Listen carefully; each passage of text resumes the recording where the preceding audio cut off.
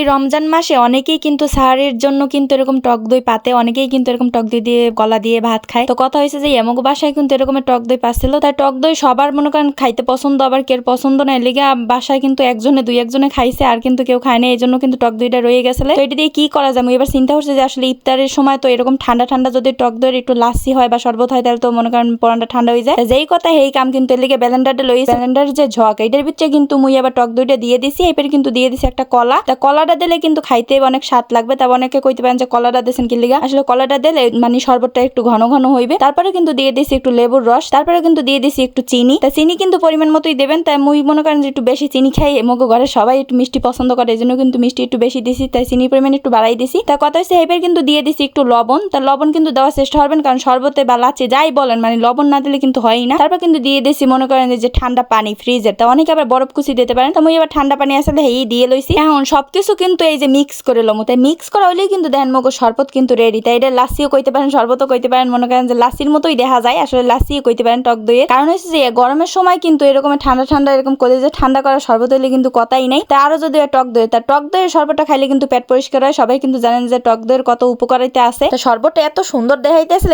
মুই আবার ওরে লইয়ে মনে করেন হারা দেশ ঘুরেছি বুঝলেন, তাই দেখতে এত সুন্দর লাগতে আসলে মুই মনে করেন বাইরে এই পড়ছি লাভ দিয়ে, তাই আইয়ে দেখলাম যে এই যে টর্চের আলোতে শরবতটা মনে করেন অনেক সুন্দর দেখাইতে আসলে বুঝলেন, তাই মুই এইটা লিয়ে মনে করেন ঘোরাঘুরি করতে আসছিলাম। আসলে যে জিনিস দেখতে যত সুন্দর খাইতে কিন্তু এর চেয়ে বেশি সুন্দর, হলেই কিন্তু মুই মনে করেন নিজে বানাইয়ে মন নিজের শরবতের প্রেমে পড়ে গেছি আজগো। তা কথা হচ্ছে টক দই দিয়ে কিন্তু এরকমের শরবত মুই যে বানাইতে পারবো হ্যাঁ আমি কল্পনাও করিনি। আসলে চাইছিলাম যে এগুলো ফালাই দেবো, কিন্তু চিন্তা করছি যে ফালাইয়া না দিয়ে আসলে এরকম একটা মজার শরবত বানাই। এইবার কিন্তু মুই আবার শরবতটা বিসমিল্লাহ করে কিন্তু ইফতারের পর মহি দিছি, তাই মনে করেন যে কলিজাটা ঠান্ডা হয়ে গেছে বুঝছেন। তাই শরবতটা মনে করেন যে এত পরিমাণ মনে করেন যে শরীরের জন্য উপকার, আসলে সবকিছুই কিন্তু এটার ভিতরে দিছি, যে যতটুকু পরিমাণ দরকার এগুলা দিয়েই কিন্তু বানানোর চেষ্টা করবেন, তাইলেই কিন্তু একদম আসল টেস্ট পাইবেন। তাই এর ভিতরে যদি একটু গুঁড়া দুধ দিতে পারেন তাহলে কিন্তু আরো আসল টেস্ট পাইবেন, কারণ গুঁড়া দুধটা দিলে কিন্তু বেশি বেশি ভালো লাগে, আর না খাইলে বুঝতেই পারবেন না। তো এটা কি লাচ্ছি হইলো নাকি শরবত হইলো সবাই কিন্তু কমেন্ট করে জানাবেন। আসলে মুই এখনো কইতে পারতেছি না, মোর যে যা মন চাইছে মুই হেই দিয়ে বানাইছি বুঝছেন। এরকমের গরমের ভিতরে মনে করেন রোজা রাখার পরে ইফতারিতে যদি এরকম কলিজা ঠান্ডা করা যদি শরবত হয় তাহলে তো মনে করেন কথাই নেই। তো এরকম এক গ্লাস শরবত সবাই কিন্তু ইফতারিতে বানাইয়ে কিন্তু খাওয়ার চেষ্টা করবেন। তো অনেকক্ষণ আগে যদি শরবতটা বানাইয়ে রাখেন হলে কিন্তু আসল টেস্ট পাইবেন না, হলে কিন্তু দইটা একটু কেমন যেন হয়ে যাবে, একটু পাতলা পাতলা হয়ে যাবে, আবার ব্লেন্ড করে তারপর কিন্তু খাইতে হবে বুঝছেন। তাহলে কিন্তু আগে